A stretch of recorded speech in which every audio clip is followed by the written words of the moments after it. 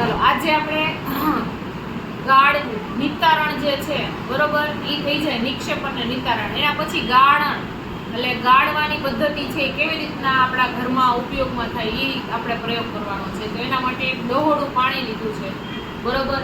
નદીનું કે તળાવનું લેવાનું. જો નદી તળાવનું પાણી ન હોય તો આપણે શું કરીએ તો કે પાણીની અંદર થોડીક માટી ને ધૂળ નાખી દઈએ એટલે ડહોળું પાણી થઈ જાય. હવે આ છે એ શુદ્ધ કઈ રીતે થઈ શકે બરોબર. તો એક બીકર રાખશું આપણે, એની માથે આપણે ત્રિપાઈ રાખશું અને એની માથે ઉપર ગળણી રાખશું. એટલે શું થશે તો કે જે વસ્તુ ગળાશે એ સીધી જશે આ બીકર. હવે ગાળવા માટે પહેલા આપણે જોશે ગાળણ પત્ર એટલે કે ફિલ્ટર પેપર બરાબર. જો આપણે ગળણીથી ગાળીએ તો એમાં વચ્ચે છિદ્ર મોટા હોય તો આ કચરો સીધો ભેગો અંદર જાય તો આ શુદ્ધ થાય નહીં. તો એના માટે આની અંદર ખૂબ જ નાના છિદ્રો હોય એટલા માટે આપણે ગાળણ પત્રથી કરવાનું. હવે આને આ શંકુ આકારના શેપમાં આપણે કરવા માટે શું કરવાનું તો કે પહેલા એને એક વડું વાળવાનું, પછી પાછું બીજું વડું વાળવાનું અને વચ્ચેથી અહીંયા ભાગ થોડો કરી દે એટલે આ શંકુ આકાર થઈ જાય. અને પછી આને છે એ ગળણીમાં અંદર રાખી દેવાનું. અને હવે આપણે આ પાણી છે જે ડહોળું અંદર નાખશું એટલે હળવે હળવે શું થશે પાણી શુદ્ધ થતું જશે.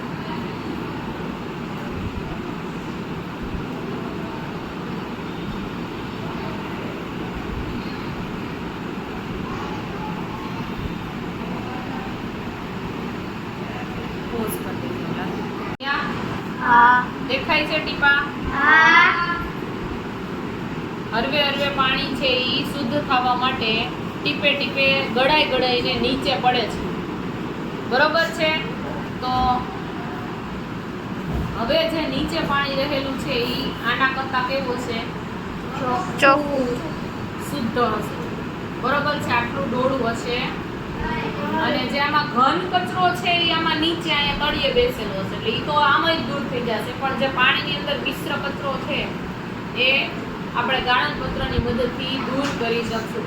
આ જો ટીપે ટીપે અહીંયા દેખાય છે આપણને કે પાણી ટીપે ટીપે છે એ નીચે પડે છે. પોઝ કરી દઈશું. આ ગાળણ પત્રથી જે ગાળવાની પ્રક્રિયા ચાલુ છે એમાં જો ટીપે ટીપે પાણી નીચે પડે છે. હવે આ થોડોક સમય થયો છે. હવે જુઓ તમે આ પાણી અને આ પાણી બેમાં ફેર દેખાય છે? પાણી કેવું લાગે છે? આ ગળાઈ ગયા પછી શુદ્ધ પાણી થોડુંક લાગે છે આના કરતા ચોખ્ખું બરોબર. આ પાણી આપણે જોઈએ તો ડહોળું પાણી છે બરોબર. અને ફિલ્ટર પેપરની મદદથી ગળાયા બાદ છે આ પાણી શુદ્ધ અને ચોખ્ખું આપણે જે વાપરવા લાયક છે એ પાણી થઈ છે. એટલે આપણે આને કહેવાય ગાળણ પદ્ધતિ.